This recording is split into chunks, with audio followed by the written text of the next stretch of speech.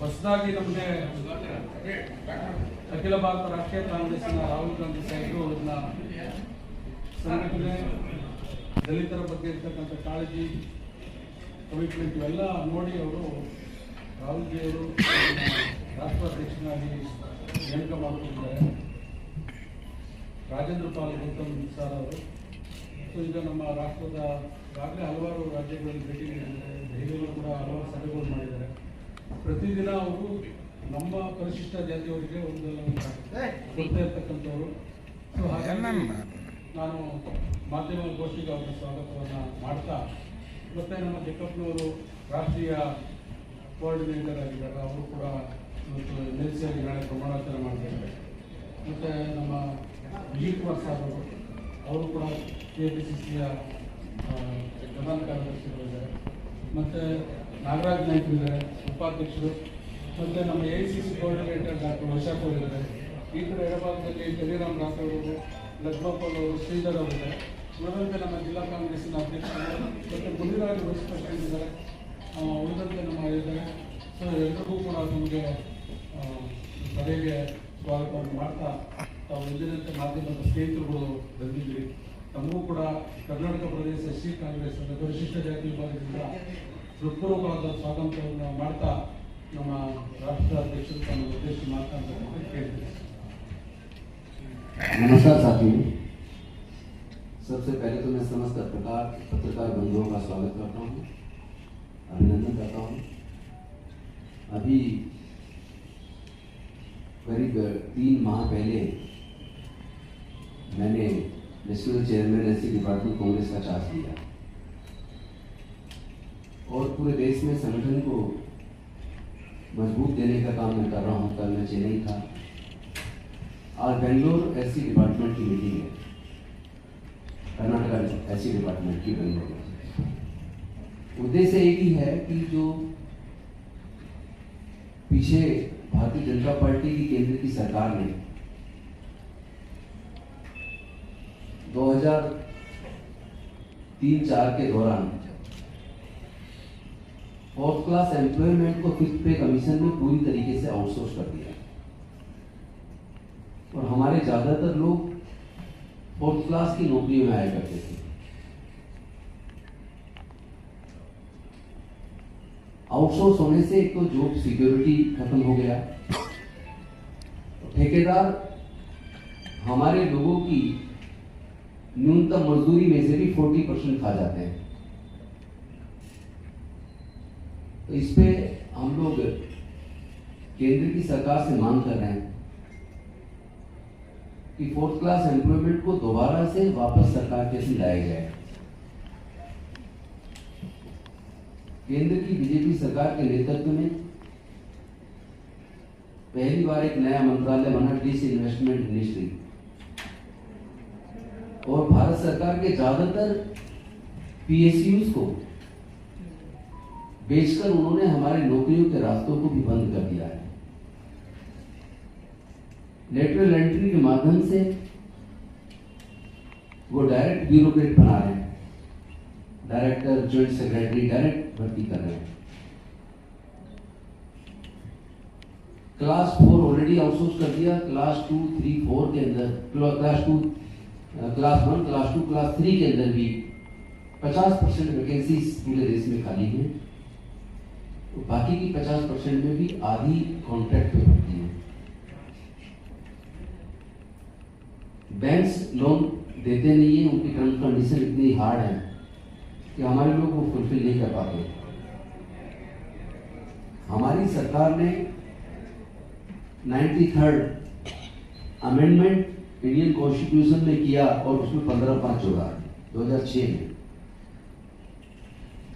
क्योंकि अभी आपने देखा होगा संसद की एक एजुकेशन पे जो स्टडी कमेटी है, एजुकेशन, हेल्थ, स्पोर्ट्स, यूथ के ऊपर जो कमेटी है, उस कमेटी ने एक रिपोर्ट दी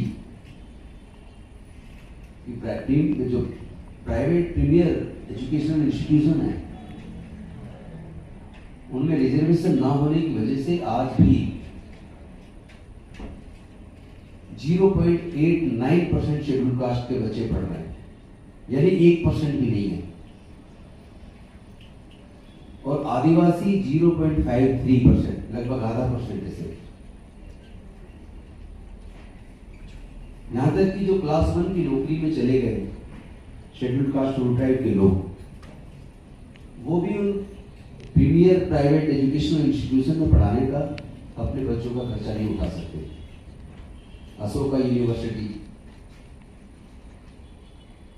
जिंदल यूनिवर्सिटी, इसी प्रकार की कई प्रीमियर एजुकेशनल इंस्टीट्यूशंस हैं जो प्राइवेट हैं। उन सब का स्टडी किया गया कमेटी के द्वारा।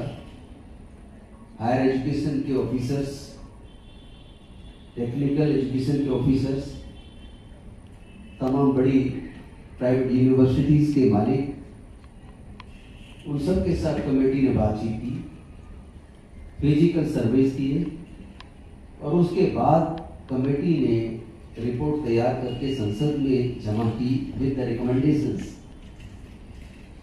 कि SC/ST OBC के लिए प्राइवेट एजुकेशन इंस्टीट्यूशंस के अंदर रिजर्वेशन लागू किया जाना चाहिए, जो 15/5 में कॉन्स्टिट्यूशन इंडिया में अमेंडमेंट करके 15/5 के माध्यम से तय किया गया है। लेकिन फिर कोर्ट में इशू चला गया और अल्टीमेटली 2014 में फाइनल जजमेंट आया और माननीय सर्वोच्च न्यायालय ने 15/5 जो अमेंडमेंट कॉन्स्टिट्यूशन के अंदर किया था उसको जायज ठहराया। कोर्ट ने कहा इसमें कोई फंडामेंटल राइट्स का वायलेशन नहीं है, इसमें कोई राइट टू इक्वालिटी का वायलेशन नहीं है, ये अमेंडमेंट लीगल है, जायज है। उसके बाद चूंकि केंद्र में बीजेपी की सरकार आ गई तो जिम्मेदारी केंद्र की सरकार की 15/5 को लागू करके सभी प्राइवेट एजुकेशन इंस्टीट्यूशन में SC/ST OBC के रिजर्वेशन को लागू करने की। अनफॉर्चुनेटली उन्होंने अभी तक नहीं किया, 11 साल उनकी हो गई। तो हम अपने SC डिपार्टमेंट के माध्यम से भी और कांग्रेस पार्टी की तरफ से भी केंद्र की सरकार से निवेदन करते हैं कि वो तुरंत 15/5 को लागू करे, प्राइवेट एजुकेशनल इंस्टीट्यूशन के अंदर SC/ST OBC का रिजर्वेशन लागू करे। और इसी के बीच जहां जहां हमारी सरकार है, हमने अपने मुख्यमंत्रियों को लिखा है कि आप अपने स्टेट्स के अंदर इसे इमीडिएटली तुरंत लागू करने का काम करें। मैं मुख्यमंत्री जी से मिलूंगा भी, लेटर में मैं ऑलरेडी सभी को मैंने भेजा है, तो हम कोशिश करेंगे जल्दी से जल्दी ये लागू हो। और साथ में उस कमेटी ने एक और स्ट्रॉन्ग रिकमेंडेशन दिया है कि इंस्टीट्यूशंस को अगर सीटें बढ़ानी पड़े तो सीटें बढ़ाए, उसके लिए अगर इंफ्रास्ट्रक्चर की कमी है तो उसमें गवर्नमेंट उनको मदद करे। साथ ही साथ एक ऐसा सेटअप यूनिवर्सिटीज के अंदर बनाए कि बच्चे पढ़ाई क्यों छोड़ रहे हैं, बच्चों के साथ जो कास्ट बेस्ड एट्रोसिटीज होती हैं उनके हियरिंग के लिए वहाँ प्लेटफॉर्म हो, कोई कमेटी हो जो उनकी ग्रीवेंसेस को सुने, उसको एड्रेस करे। साथ ही साथ उन बच्चों को कोचिंग के लिए स्पेशल कोचिंग डिस कोर्सेज उनके लिए इंतजाम करें, उनकी काउंसलिंग का इंतजाम करें, ताकि उस माहौल में, जिस माहौल से वो लोग आए हैं, जो डिस्पैरिटी जो बीच में है, हाई है, उसको भरा जा सके। तो इस तरह के कई सारी रिकमेंडेशंस कमेटी ने सेंट्रल गवर्नमेंट और स्टेट गवर्नमेंट्स को की हैं। इसके साथ साथ हम लोग थैंक्स भी करते हैं अपनी सरकार को, खासतौर पर कर्नाटका की सरकार को, तेलंगाना की सरकार को, कि उन्होंने स्पेशल कंपोनेंट प्लान को इफेक्टिव और ट्राइबल सब प्लान को इफेक्टिव तरीके से लागू करने के लिए अपने स्टेट्स के अंदर बाकायदा एक लेजिस्लेचर बनाकर, ताकि special component plan for scheduled caste and tribal सब प्लान फॉर शेड्यूल्ड ट्राइब्स का जो प्लान है, में जो उनको बजट उनके डेवलपमेंट के लिए मिलता है, उसको चूंकि वो नॉन लैप्सेबल एंड नॉन डाइवर्टेबल है, उसको डाइवर्ट ना किया जा सके, उसको लैप्स ना किया जाए। और if any officer divert the fund और didn't implement the policies for development of these communities, then that officer can be punished. The provision is made in this act. So I would like to thank to the Karnataka government as well as the Telangana government, those have effectively implemented it by the legislature. लेकिन इस सब के साथ साथ सरकार से निवेदन है कि वो 15/5 को जल्दी से जल्दी लागू करे और प्राइवेट जो सेक्टर है उसमें भी रिजर्वेशन की व्यवस्था जल्दी से जल्दी हो।